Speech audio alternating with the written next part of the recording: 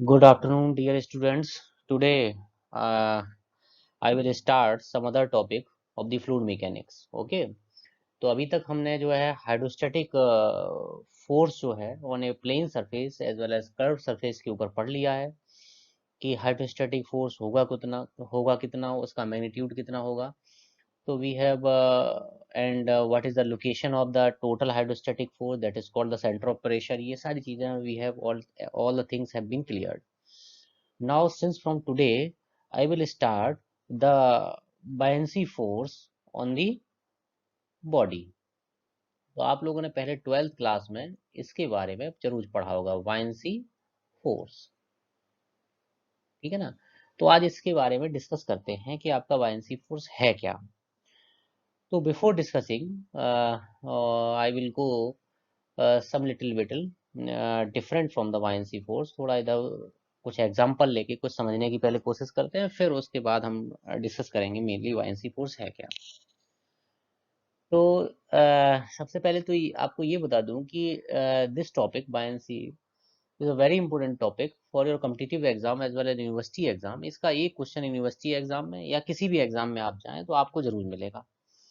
और अगर जो हम टिप्स वाइज और कॉन्सेप्ट वाइज अगर इसे चाहें तो 100% स्ट्रॉन्ग कर सकते हैं. बिकॉज ऑफ दैट इसमें बहुत ज़्यादा कुछ नहीं है डिटेल्स पर, लेकिन समझने लायक कुछ चीज़ें हैं.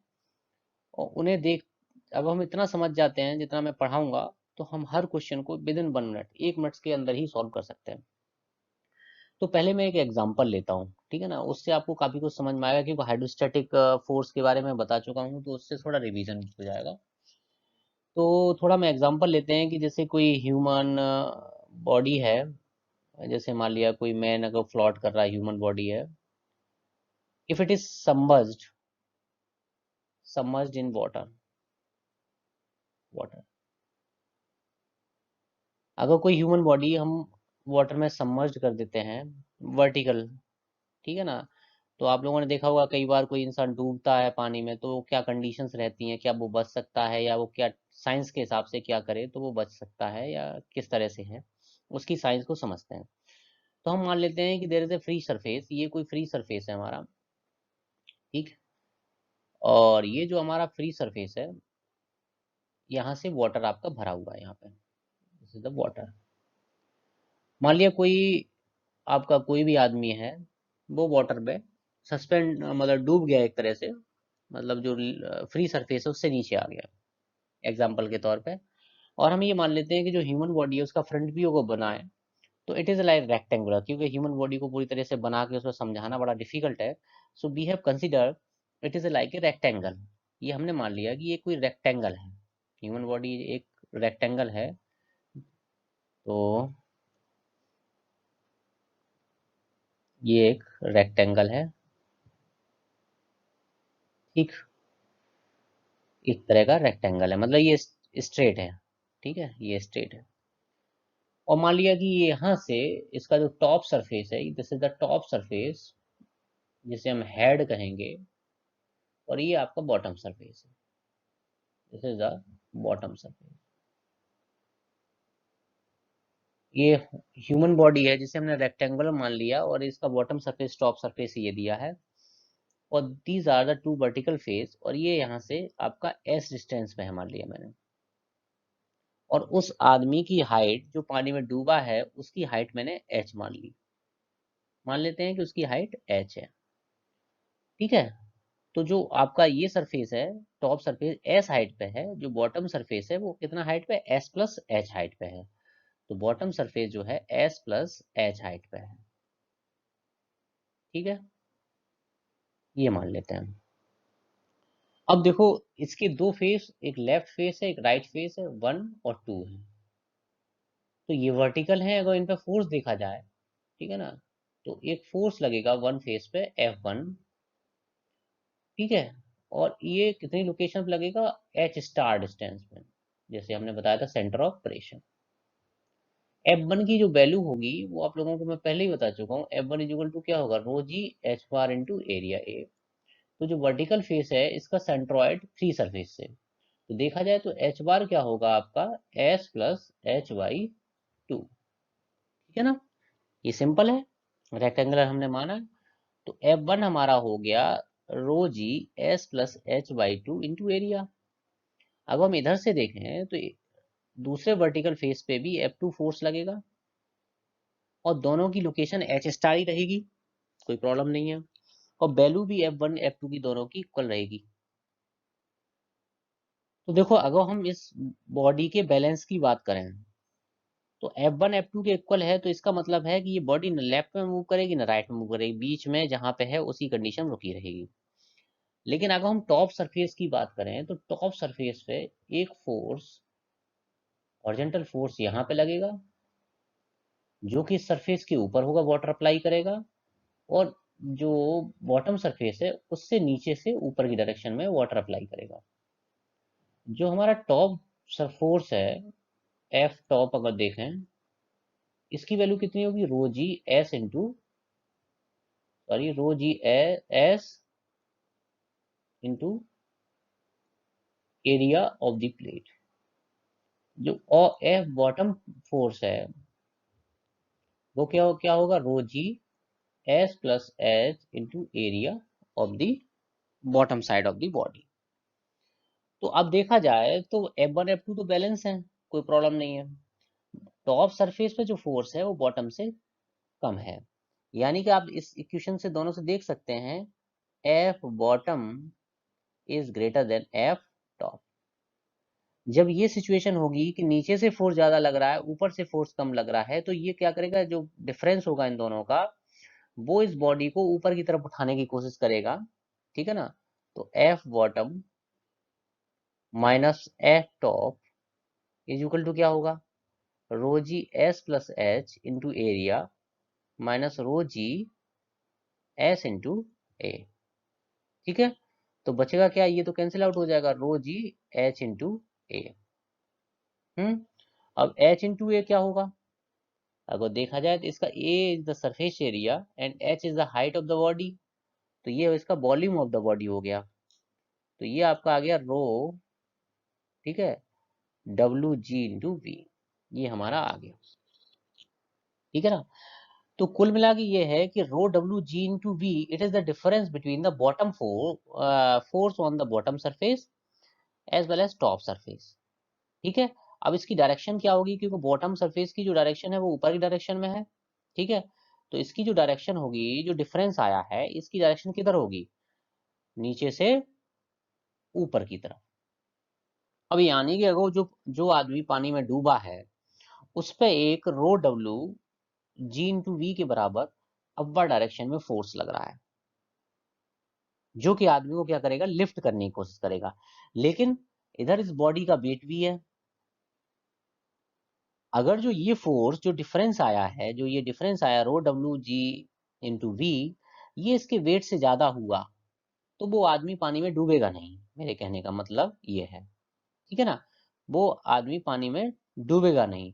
और अगर जो ये फोर्स जो उसका वेट ज्यादा हुआ, तो वो पानी में डूब जाएगा। अब हम देखते हैं कि ह्यूमन बॉडी का वेट कितना है। तो ह्यूमन बॉडी का वेट देखा जाए W इक्वल टू क्या है, mg, ठीक है ना।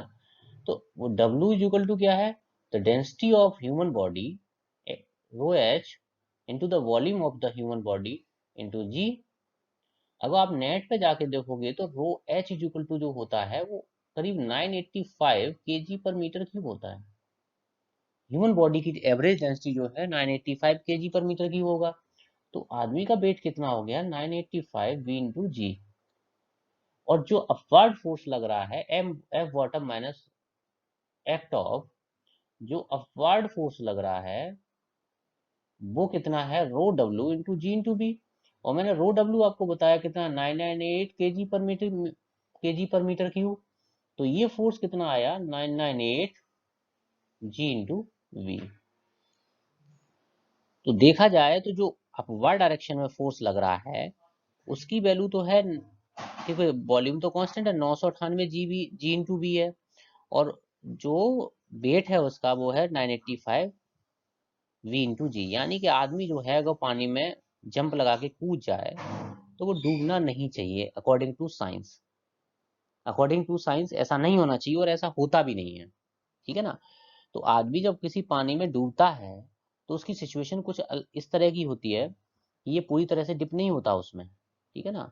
वो क्या करता है, वो टॉप सरफेस से थोड़ा सा ऊपर उसका मतलब जो भी मुंह का हिस्सा है, जो अपर पार्ट है, वो बाहर की तरफ निकला रहता है, ठीक है। तो वो अगर चाहे तो बिल्कुल नहीं डूब सकता, अगर जो बिल्कुल शांति से पानी में पड़ा रहे तो वो डूबेगा नहीं। तो कुछ सिचुएशन इस तरह की होती है, ठीक है ना। ये इस तरह से बहुत हल्का सा पार्ट, बहुत मामूली सा पार्ट, ये वाला बहुत हल्का सा पार्ट जो है बाहर एयर में रहता है, एयर में रहता है, और ये बाकी पार्ट वाटर में रहता है। क्यों? क्योंकि इन दो फोर्स के बीच में बहुत ज़्यादा डिफरेंस नहीं है। कितना डिफरेंस है देखो, 998 और 985 में कितना डिफरेंस है, करीब 13 G/V के बराबर, ठीक है ना। तो बहुत ज़्यादा डिफरेंस नहीं है। तो क्या है कि हल्का सा उसका मुंह बाहर रहता है, लेकिन होता क्या है, पानी में डूब के मर क्यों जाता है कोई इंसान, कि जब वो देखता है कि वो पानी में डूबने वाला है तो वो अपने हाथ पैर चलाता है। हाथ पैर चलाता है तो क्या होता है, रिवर वाटर जो है, या जो भी जिसमें जिस भी पानी में डूब रहा है, उसका वाटर जो है उसके मुंह में चला जाता है, और फिर उसकी डेंसिटी बढ़ने लगती है। तो पहले अगर जो आदमी की ह्यूमन बॉडी की डेंसिटी जैसे 985 kg/m³ थी, अब वो बढ़ना चालू हो जाती है। और ये situation came when the human body density is 998 kg/m³ हो जाती है। जैसे ही उसकी डेंसिटी इतनी होती है, वो पूरा का पूरा पानी के अंदर आ जाता है, और फिर इस कंडीशन में आ जाता है, ठीक है, फ्री सरफेस से नीचे आ जाता है जहाँ वाटर भरा हुआ है। तो ना वो ऊपर जा सकता है ना नीचे जा सकता है, और ये सिचुएशन बड़ी डेंजरस होती है, और यहाँ जाके वो एक्सपायर हो जाएगा, ठीक है ना। तो ये इस तरह से ये सिचुएशन है, इस तरह से बेलेंसी फोर्स अप्लाई होता है किसी कोई भी आदमी को पानी में डूब रहा है क्या है। तो अभी मैंने आपको क्या बताया है कि जब भी कोई बॉडी पानी में सबमर्ज्ड होगी, उस पे अपवर्ड डायरेक्शन में एक थ्रस्ट फोर्स वर्क करेगा, ठीक है। और उस थ्रस्ट फोर्स को ही हम बेलेंसी फोर्स कहते हैं, ठीक है ना। तो कोई भी चीज कंप्लीटली वाटर में डिप नहीं हो सकती अनटिल अनलेस उसकी डेंसिटी लिक्विड से बहुत ज्यादा ना हो, ठीक। तो पानी में सबमर्ज्ड होना इस बात पर डिपेंड करेगा कि बॉडी की डेंसिटी क्या है। तो अब हम देखते हैं बायनेंसी फोर्स। तो आप लोग पहले ही पढ़ चुके हैं, और मैं एक्सप्लेन भी थोड़ा कर चुका हूं, तो आगे बढ़ते हैं। देखो, it is a common experience that an object feels somewhat lighter in liquids when it is immersed in it as compare to air. तो जैसे आप लोगों ने देखा कि कोई बॉडी है, कोई भी बॉडी है, अगर उसका मान लिया वेट जो है वो एयर में 10 kg है, हम मास में लेते हैं, ठीक है। अगर हम उसका वेट किसी वाटर में या किसी लिक्विड में लेते हैं, मान लिया ये हमने यहाँ पे कोई बैलेंस लगा दिया, and we have measure the weight of the some body, ठीक है, और यहाँ वाटर भरा हुआ है, okay. In this situation the weight is somewhat less, and इसका वेट जो होगा वाटर में वो मान लिया 8 kg आया, ठीक है। तो देयर इज डिफरेंस। तो डिफरेंस कितना आया, 2 kg का। तो ये 2 kg है क्या, 2 kg जो है बायनेंसी फोर्स है, जो कि इस बॉडी पे लिक्विड में रखने की वजह से लिक्विड ने इस बॉडी के ऊपर अपवर्ड डायरेक्शन में अप्लाई किया, उससे ये फील हुआ कि उसका वेट कुछ कम है, लेकिन एक्चुअली में रियल केस में उसका वेट एयर में 10 kg है। तो आगे की लाइन देखते हैं, देखो क्या लिखा है। It means when an object placed in liquid, the liquid applied a upward thrust on the object, ठीक है। This force that tend to lift the body in upward direction is known as the buoyancy force। तो जो force body पे fluid apply करता है upward direction में, that is called the buoyancy force। The buoyancy force caused by increase in pressure of liquid with depth as। तो buoyancy force लगता क्यों है, क्योंकि जैसे जैसे हम नीचे जाते हैं प्रेशर जो है बढ़ता चला जाता है, और उसकी वजह से जो है बॉडी की हाइट की डिफरेंस से उसके अंदर एक फोर्स डेवलप हो जाता है। तो जिसकी हाइट जितनी ज्यादा होगी उसके अंदर उतना ही ज्यादा buoyancy फोर्स डेवलप होगा।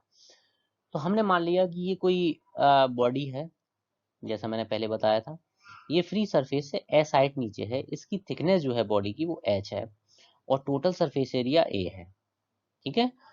तो इस बॉडी में अपवर्ड डायरेक्शन में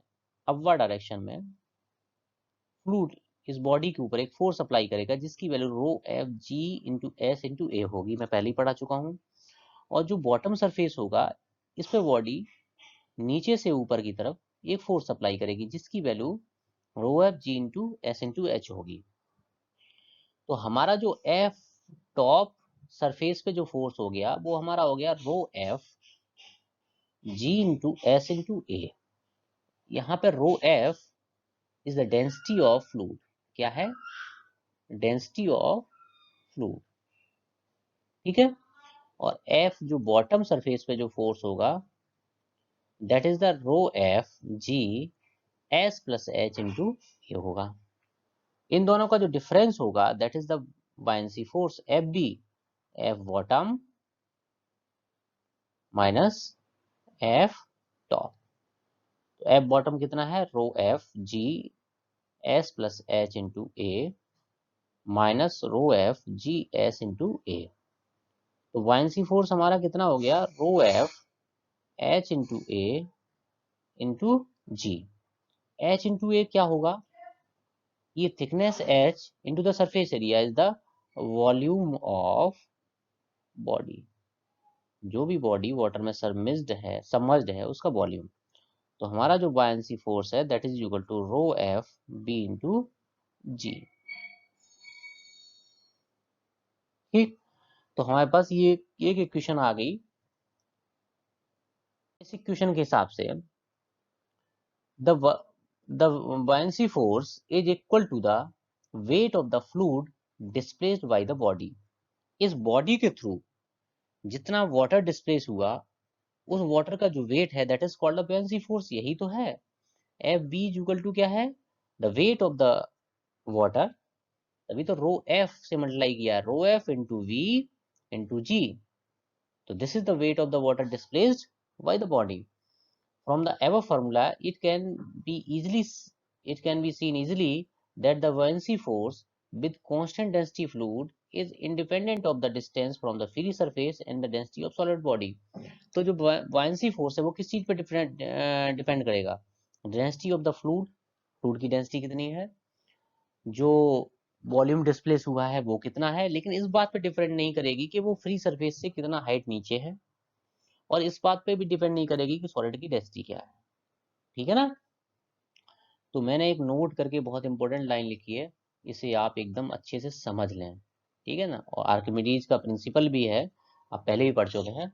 according to Archimedes principle, the buoyancy force acting on the body of uniform density immersed in a fluid is equal to the weight of the fluid displaced by the body, and it act upward through the centroid of the displaced volume। ये बहुत important line है कि buoyancy force लगेगा कहाँ?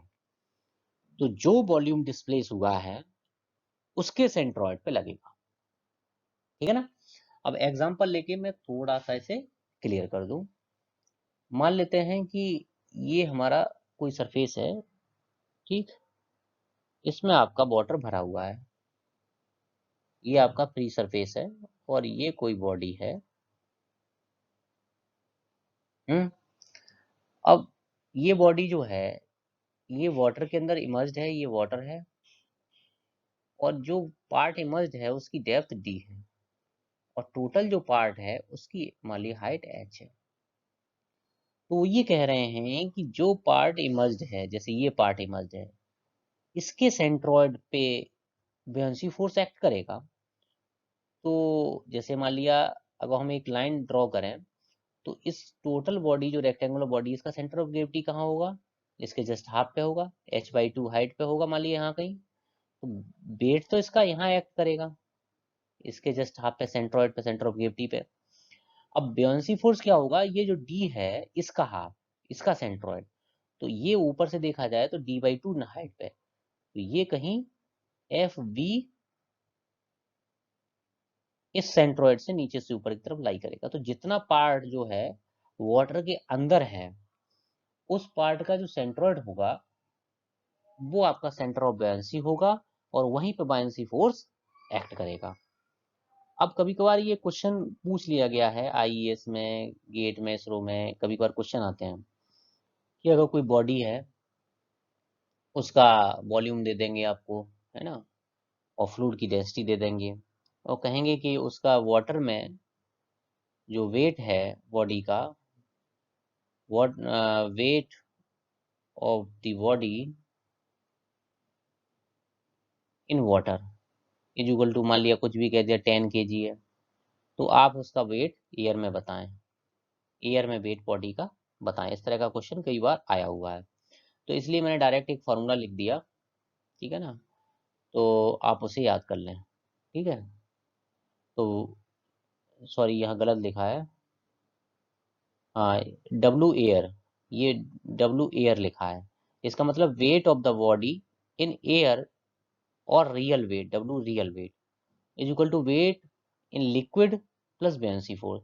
तो मैंने ये लिखा है कि the weight of the body in air, इसे हमने लिख दिया W air is equal to weight of the body in liquid plus buoyant force F B. तो आप क्या करेंगे, buoyancy फोर्स निकालेंगे और लिक्विड वाला जो वेट दिया है उसमें ऐड कर देंगे, तो आपका वेट एयर में आ जाएगा। तो ये आपको लिखा है, if the weight of the body in liquid W liquid, weight in air W air, और called the real weight of the body. तो डब्लू एयर और W real is equal to weight in liquid plus buoyancy force, ठीक है ना। आगे बढ़ते हैं। अब ये कंडीशन है in case of floating body, ये इस पे क्वेश्चन न्यूमेरिकल डेफिनेटली एक न्यूमेरिकल आता है। In case of floating body, अगर कोई फ्लोटिंग बॉडी है तो in the case of floating the weight of the entire body is equal to buoyancy force, ठीक है। तो आपका मान लिया फॉर एग्जांपल ये कोई बॉडी है जो वाटर के अंदर सबमर्ज्ड है, तो उसकी फ्लूइड की डेंसिटी रो एफ है, तो buoyancy फोर्स क्या हो जाएगा, rho F into V submerged, submerged volume, जो सबमर्ज्ड पार्ट है जो वाटर के अंदर है, into G is equal to weight of the body कितना होगा, वेट ऑफ द बॉडी कितना होगा, किसी भी बॉडी का वेट क्या होगा, एम इंटू जी, मास क्या होगा, density of the solid into volume, total volume into G. तो यहीं रख देते हैं rho solid into total volume into G, G से जी कैंसिल आउट। तो कभी कभार हमें निकालना पड़ता है, न्यूमेरिकल आते हैं b submerge divide by b total is equal to rho solid divide by rho fluid. ये फॉर्मूला आपको याद रखना है, यानी कि इस चीज को समझने की कोशिश करें कि जो सबमर्ज्ड पोर्शन है b submerged is equal to rho s divide by rho fluid into the b total, total volume of the body. तो जो सबमर्ज्ड पोर्शन होगा फ्लूइड का वो इस बात पर डिपेंड करेगा the density of the solid क्या है और डेंसिटी ऑफ द फ्लूइड क्या है, ठीक है। तो अगर जो रो एस, अगर हम सेम फ्लूइड की बात करें, फॉर एग्जांपल मान लीजिए ये वाटर है, फॉर एग्जांपल ये वाटर है मान लो, सेम फ्लूइड की बात करें, तो आपकी density of the fluid constant हो जाएगी, टोटल वॉल्यूम तो कांस्टेंट है ही। तो बी सबमर्ज पोर्शन किस पे डिपेंड करेगा, directly proportional density of the solid. अगर डेंसिटी ज्यादा है तो सबमर्ज पोर्शन भी ज्यादा होगा, ठीक है। फॉर एग्जांपल ये आप देख सकते हैं कोई बॉडी है जो मान लिया सेम फ्लूइड के अंदर है, तो अगर जो इस सॉलिड की डेंसिटी फ्लूइड की डेंसिटी से कम है तो सबमर्ज पोर्शन जो है वो कम होगा। अगर दोनों इक्वल हो जाते हैं तो सबमर्ज पोर्शन टोटल वॉल्यूम के बराबर होगा और वो इस तरह से सस्पेंडेड रहेगी, ठीक है ना। अगर density rho is greater than rho f, यानी कि सॉलिड की डेंसिटी फ्लूइड की डेंसिटी से काफी ज्यादा है, ठीक है, जैसा मैंने इसमें बताया, तो वो बिल्कुल जाके सिंकिंग कंडीशन में रह जाएगी। तो ये तीन कंडीशन है, नंबर वन है फ्लोटिंग कंडीशन, ठीक है। इन this situation, in the case of floating condition, the density of the solid is less than the fluid, but in the case of suspended body, जैसे आदमी कभी कभार मरता है तो फंस जाता है इस कंडीशन में, मैंने बताया था कि जब डेंसिटी उसकी बढ़ बढ़ के उसके फ्लूइड के इक्वल हो जाएगी, तो density of the solid is equal to fluid, तो वो बीच में जाके सस्पेंडेड हो जाएगा, और when the density is greater than the density of the fluid, तो वो जाके बॉटम में सेटल डाउन हो जाएगा।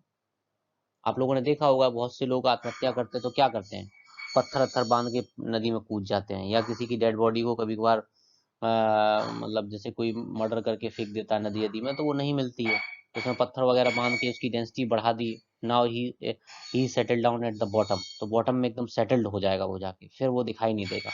अदरवाइज जैसे जैसे उसकी बॉडी का वॉल्यूम बढ़ेगा it will lifted and move over the surface, ऊपर सरफेस के आ जाएगा, तो डेंसिटी आपकी कम ज्यादा इस तरह से बॉडी की घटती बढ़ती रहती है, ठीक है ना। तो ये चीज आपको क्लियर हो गई होगी। इसके बाद पढ़ते हैं, ये बहुत इंपॉर्टेंट कॉन्सेप्ट है, हॉट एयर बैलून। ये भी कॉन्सेप्ट बायंसी फोर्स पे है, ये इसरो में कई बार इंटरव्यू में पूछा गया है। तो एक हॉट एयर बैलून है, इसका काम क्या होता है कि एटमॉस्फेयर में आपको अगर जो काफी हाइट पे ऊपर जाना है या कहीं रुकना है या नीचे उतरना है, ये तीन काम जो है हॉट एयर बैलून करता है, और ये एटमॉस्फेयर में मूवमेंट के काम आता है, घूमने के इधर उधर। तो इसमें क्या होता है कि जो एटमॉस्फेयर है, ये तो एटमॉस्फेयर हो गया आपका, तो ये तो एटमॉस्फेरिक एयर हो गई, जो एटमॉस्फेयर की एयर है जिसकी डेंसिटी रो एयर है।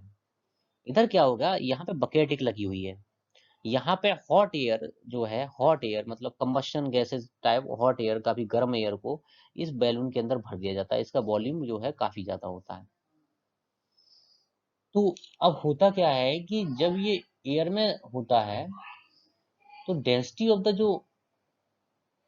ऑफ हॉट एयर, जो हॉट एयर है उसकी डेंसिटी घटती बढ़ती रहती है। ये इस बात पर डिपेंड करती है कि यहाँ पे आप कितना ऐसे हॉट कर रहे हैं, कितना ज्यादा हीट सप्लाई कर रहे हैं। जितना ज्यादा हीट सप्लाई करेंगे उसकी डेंसिटी उतना ही कम हो जाएगी, क्योंकि मैंने पहले ही बताया था आपको P is equal to rho R T के हिसाब से गैसेस की डेंसिटी चेंज होती है। तो rho is equal to P divide by R T. तो अगर किसी एयर का टेम्परेचर ज्यादा है तो उसकी डेंसिटी क्या होगी, कम होगी। तो क्या है कि इसके अंदर हॉट एयर भरी रहती है, तो इसकी डेंसिटी क्या होती है, कम होती है। और बाहर की जो एयर है वो इस पे एक फोर्स ऊपर की डायरेक्शन में अप्लाई करती है, ठीक है। वो कौन सा फोर्स है, बायंसी फोर्स है Fb। तो बायंसी फोर्स कितना होगा, जिस फ्लूइड में फ्लोट कर रहा है, तो density of air into the volume into the G, और जो इसका बैलून का वेट होगा वो कितना होगा, जो इसके अंदर एयर भरी है वो कौन सी एयर है, hot air, into the V into g, and this air is at quite high temperature. तो rho H is less than rho air, ठीक है। तो उस केसेस में क्या होगा, जो आपका बायंसी फोर्स है वो वेट से ज्यादा हो जाएगा, तो ये बैलून क्या करेगा, ऊपर की डायरेक्शन में मूव करेगा, ठीक है। एक सिचुएशन जब आएगी कि हमें रुकना है, मान लिया एटमॉस्फेयर में बीच में, तो हम इसे इतना हॉट करें कि इधर रो H इज इक्वल टू क्या हो जाए, रो एयर हो जाए, इक्वल हो जाए। तो आपका बायंसी फोर्स आपका किससे इक्वल हो जाएगा, वेट के इक्वल हो जाएगा। जैसे ही वो वेट के इक्वल होगा तो ये एटमॉस्फेयर रुक जाएगा। तीसरी सिचुएशन ये हो सकती है कि मुझे नीचे आना है, तो हम क्या करेंगे, इसे हॉट ना करके कोल्ड करें एक तरह से। तो क्या करें, the density of hot is less than rho air, sorry, rho H is greater than rho air. जैसे rho H is greater than rho air होगा, the weight F B is less than weight, F B जो है wait से कम होने लगेगा और ये नीचे की डायरेक्शन में मूवमेंट करने लगेगी। तो इस तरह से हम hot with the help of temperature, हम हीट सप्लाई करके एयर का टेम्परेचर कम करके हॉट एयर को कंट्रोल करते हैं, मूवमेंट करते हैं उसका अपवर्ड डायरेक्शन में, डाउनवर्ड डायरेक्शन में, किसी जगह रुकना है तो किस तरह से बायंसी से हम उसे कंट्रोल करते हैं। तो कुल मिला के ये चैप्टर है, बहुत अच्छे अच्छे एग्जाम्पल्स हैं। जैसे आप लोगों ने देखा होगा, इतना बड़ा शिप हुआ है, पानी में तैरता रहता है, लेकिन आप एक नीडल जो है पानी में फेंक दो, वो आपको पानी में डिप कर जाती है। तो इस तरह की जितनी भी चीजें हैं, ये सारे बायंसी फोर्स से एग्जाम्पल इनके दिए जा सकते हैं, क्योंकि जो उसकी ओवरऑल डेंसिटी है दैट विल बी, अगर कम होगी तो बॉडी फ्लोट करेगी, अगर कम नहीं होगी और उसकी ओवरऑल डेंसिटी आपकी वाटर से कम मतलब ज्यादा हो जाएगी, तो वो सेटल डाउन हो जाएगी बॉटम में। जैसे आप लोगों ने देखा होगा पेट्रोल है, मैंने आपको पेट्रोल की डेंसिटी लिखाई है पहले ही चैप्टर में, आप देख सकते हैं पेट्रोल की डेंसिटी कम है, ऑयल की डेंसिटी कम है, तो अगर ऑयल को, पेट्रोल को आप अगर पानी में फेंक देंगे, it will float over the surface of the water. तो ये जितने भी एग्जांपल हैं, all are related to buoyancy force.